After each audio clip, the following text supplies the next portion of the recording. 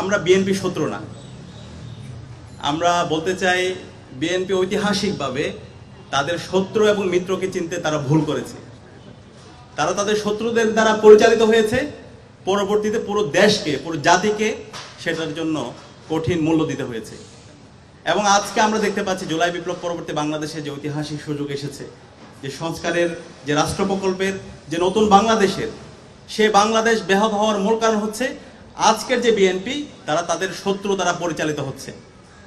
আজকের যে বিএনপি তারা আবার ভারতের প্রেসক্রিপশনে বাংলাদেশ রাষ্ট্র পরিচালনা করতে চায়, তারা আবার শিলংয়ের প্রেসক্রিপশনে বাংলাদেশ পরিচালনা করতে চায়, যেটা পুরো জাতিকে অনেক বেশি হতাশ করছে।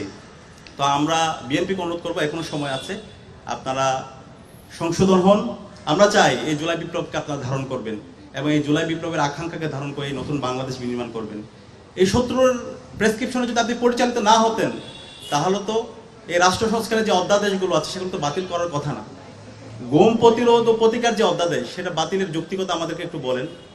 এখন পর্যন্ত বিএনপির ইলিয়াস আলী গুম অবস্থায় আছে, এখন পর্যন্ত সুমন ভাই গুম অবস্থায় আছে, অসংখ্য রাজনৈতিক নেতৃবৃন্দ তারা গুম অবস্থায় আছে। তাহলে যে রাজনৈতিক দলগুলো, সরকারি দল, বিরোধী দল, বর্তমান সংসদে যারা আছে, সবাই গুমের ভিকটিম, তারা কিভাবে আবার নতুনভাবে গুম প্রতিরোধ এবং প্রতিকার অধ্যাদেশ বাতিল করার সেই দুঃসাহস দেখাতে পারে? শিয়া বাটার ও ভিটামিনে সমৃদ্ধ লিলি বিউটি সোপ, তারুণ্যময় উজ্জ্বল ত্বকের জন্য। জাতীয় নির্বাচন এবং গণভোট নির্বাচন, সেই নির্বাচনে 70% দেশের নাগরিকরা তারা গণভোটে হ্যাঁ এর পক্ষে তারা মতামত দিয়েছে, সংস্কারের পক্ষে তারা মতামত দিয়েছে এবং সে অনুযায়ী সংস্কার পরিষদ গঠিত হওয়ায় ওখানে শপথ নেওয়ার কথা ছিল এবং 180 কার্যদিবসের মধ্যে এই সংস্কারগুলো এবং অধ্যাদেশগুলো বাস্তবায়ন করার কথা ছিল। কিন্তু আজকে আমরা তাদের বিভিন্ন ধরনের তাত্ত্বিকতা শুনতে পাচ্ছি, তারা আমাদেরকে হবস লক রসুল গল্প শোনায়। এই ধরনের দ্বিচারিতার রাজনীতি এখন চলবে না। আমি স্পষ্টভাবে বলি যে জুলাই বিপ্লব জেনজিরা করেছে, তারা আগামী বাংলাদেশে আরো 50 বছর তারা বাংলাদেশে থাকবে। আপনারা কিন্তু চলে যাবেন, যে বুইরা জেনারেশন আছেন, যে মুরব্বী জেনারেশন আছেন, আপনারা কিন্তু চলে যাবেন। এখন আপনারা কি চান আপনারা ঘৃণার পাত্র হিসেবে থাকবেন, নাকি আপনারা চান আপনাদেরকে সারা জীবন শ্রদ্ধার সাথে স্মরণ রাখবে? আমরা শহীদ জিয়াকে শ্রদ্ধার সাথে স্মরণ রাখি, আমরা মরহুমা বেগম খালেদা জিয়াকে শ্রদ্ধার সাথে স্মরণ রাখি।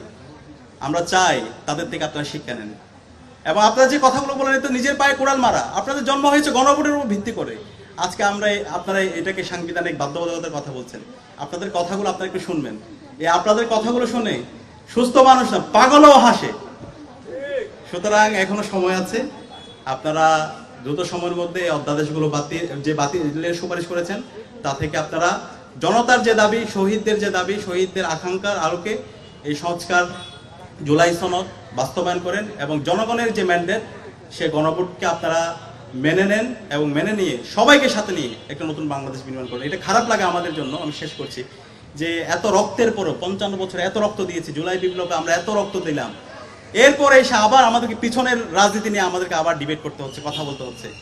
ভাই, এখন তো আমাদের কথা বলার কথা ছিল নতুন বাংলাদেশ বিনির্মাণ করার জন্য।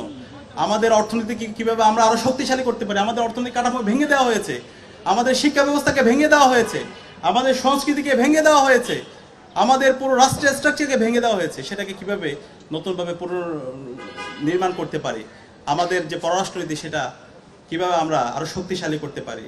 কিন্তু আজকে আবার সে পিছনের রাজনীতির দিকে আমরা যাচ্ছি এবং সেগুলো নিয়ে আমাদের কথা বলতে হচ্ছে, যেটা আমাদের সবার জন্য একটা কালেকটিভ ফেইলিউর।